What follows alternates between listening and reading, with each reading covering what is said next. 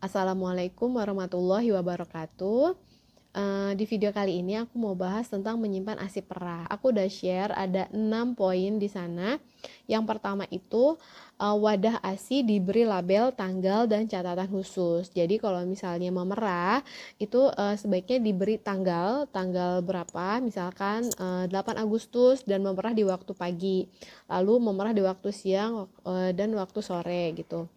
Lalu diberi nama, dan jika ada kondisi khusus tertentu misalkan bayi atau ibu sedang sakit, nah jadi diberi juga catatan di label tersebut. Yang poin yang kedua, isi wadah itu setengah atau setengah sampai 3/4 ya. Sebaiknya wadah diisi sesuai dengan volume sekali minum supaya masih ada ruang untuk memuai ya, dan diisi volume sekali minum supaya ASI itu sekali minum habis gitu, tidak ada sisanya. Karena kalau ada sisanya, sisa tersebut juga harus dihabiskan kurang lebih 1-2 jam ya. Yang poin yang ketiga, ibu dapat menyimpan ASI perah 3-4 hari. Nah, jika tidak digunakan ASI perah segar tersebut, maka ASI perah segar selama 3-4 hari itu tidak digunakan, bisa naik ke freezer ya, jadi dibekukan. Oke, lanjut. Yang poin keempat, ASI perah segar itu dapat bertahan di suhu ruang selama 4-6 jam, dan di cooler box itu bisa sampai 24 jam ya. Lalu poin yang kelima, ASI perah segar itu didinginkan dan dapat disatukan dengan ASI perah yang sudah dingin. Kalau suhunya sudah sama itu sebaiknya bisa digabungkan dengan tanggal yang sama ya. Itu kalau misalnya belum mencapai 50 mili, akan ditambahkan lagi dengan ASI dingin yang sudah sama nih suhunya gitu. Jadi bisa digabungkan untuk volume sekali minum.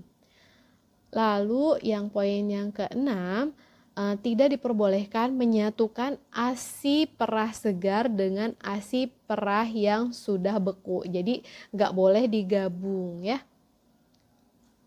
Lanjut, tentang catatan ASI perah ya. Yang banyak pertanyaan adalah poin yang keenam. Nah ini jadi poin yang keenam ini bunyinya, ASI perah beku dapat dicairkan sebelum 12 jam dikonsumsi. Setelah mencair, ASI perah dapat digunakan sampai 24 jam. Nah, jadi tuh banyak pertanyaan, mungkin kalimatnya membingungkan ya. Jadi kalau sebelum dikonsumsi itu 12 jam sebelum dikonsumsi, ASI perah yang sudah beku itu bisa dicairkan. Jadi misalkan kita mau cairkan tuh kita mau kasih buat besok gitu. Jadi dicairkan dulu malamnya sebelum tidur nih, turunin di suhu di kulkas biasa. Lalu nanti setelah cair semuanya, maka si ASI perah beku yang sudah cair itu bisa dihangatkan dengan air hangat di mangkok gitu ya. Terus setelah dihangatkan maka bisa siap dikonsumsi. Jadi kalau misalnya ASI beku ini sudah mencair selama 24 jam, itu harus segera dikonsumsi. Gitu ya. Mudah-mudahan bisa dipahami ya. Jadi kita turunkan dulu hari sebelumnya di kulkas. Biasanya malam sebelum tidur. Besok paginya sudah mencair, bisa dihangatkan ya sebelum 24 jam nih. Jadi kalau udah cair semuanya selama 24 jam itu harus segera dikonsumsi ya. Oke. Selanjutnya tentang memberikan ASI perah. Nah, ini aku mau jelasin satu-satu poinnya ya. Ini aku share juga ini ada 4 poin. Nah, untuk memberikan ASI perahnya sebaiknya rendam ASI perah itu di mangkok berisi air hangat ya. Terus sesuaikan suhunya, jangan terlalu panas karena kalau misalnya panas akan melukai lidah bayi. Jangan mencairkan pada microwave sebagai sumber panas, jangan di atas api gitu ya, dimasak tuh nggak boleh. Dan yang sudah mencair tidak dibekukan kembali. Jadi sebaiknya segera dikonsumsi selama 24 jam. Poin yang ketiga, jangan mengaduknya pakai sendok ya. Cukup digoyangin aja, jangan dikocok-kocok-kocok begini, digoyangin aja. Kadang kan ada lemak-lemak yang suka nempel ya, itu digoyangin aja ya, digoyangin aja, nggak usah dikocok-kocok apalagi pakai sendok. Poin yang keempat, berikan ASI perah tanpa botol dot karena kalau memakai dot itu bisa beresiko bingung puting.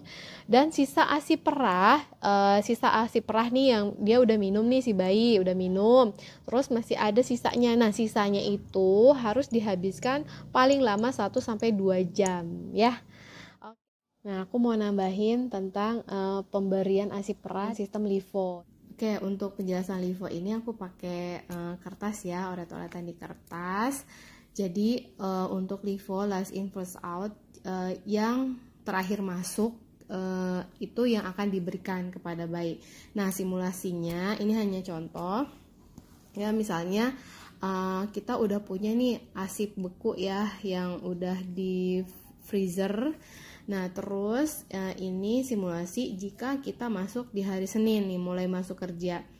Kan sudah ini ya, sudah ada stok asipnya nih gitu di kulkas, di freezer. Jadi kita mulai memerah nih, misalnya hari Minggu dapat 2 botol ya, setiap botolnya 100 ml. Ini misalkan kita itu memerah di malam hari ini ketika si bayinya udah tidur lama gitu. Terus payudara kita penuh, kita perah, dan hasil perahannya itu untuk stok ya. Nah, karena buat besok hari Senin kita masuk, jadi kita taruh dulu di kulkas biasa ya, jadi ASI perah segar. Nah, lalu hari Senin nih kita sudah mulai kerja. Nah, yang 2 botol ini, 2 botol di hari Minggu, ini yang di hari Minggu kita pakai untuk hari Senin nih, diminumkan 4 botol. Jadi 2 botolnya dari hari Minggu ya, 2 botolnya lagi dari stok gitu. Stok yang ini dari sini ya, turunin. Maka untuk menurunkan ASI beku ini kita sudah turunkan di malam Senin nih, Minggu malamnya kita udah turunkan stok ya. Stoknya di sini udah 2 nih. Udah diturunkan ketika hari Seninnya udah cair. Jadi bisa dipakai. Oke. Nah, lalu di hari Senin ini kita memerah dapat 4 botol 100 ml. Lalu stok yang hari Senin ini dipakai untuk diminumkan di hari Selasa ya. Berarti ini stok di hari Senin, stok ASI perah segarnya di hari Senin untuk di hari Selasa ternyata diminumkan semua ya. Berarti stok ASI perah segarnya udah habis. Nah, di hari Selasa itu kita memerah dapatnya 3 botol masing-masing 100 ml. Mungkin lagi pekerjaan lagi banyak ya, mungkin pikiran juga mulai stres dengan pekerjaan. Nah, atau mungkin ibunya lagi head ya, wallahu alam. Pokoknya dapat 3 botol masing-masing 100 ml.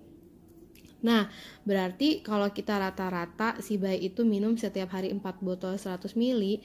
Nah, di hari Rabu kan karena rata-ratanya 4 botol 100 ml, maka di hari Rabu ini dia kurang dong ya kan. Nah, maka ibu yang 3 botol hari Selasa itu diminumkan untuk hari Rabu. Nih 3 botolnya dari hari Selasa, berarti 1 botolnya itu dari stok ASI yang beku. Jadi yang ini ASI yang 1 ini diturunkan di Selasa malam. Di sini 1 stok ya.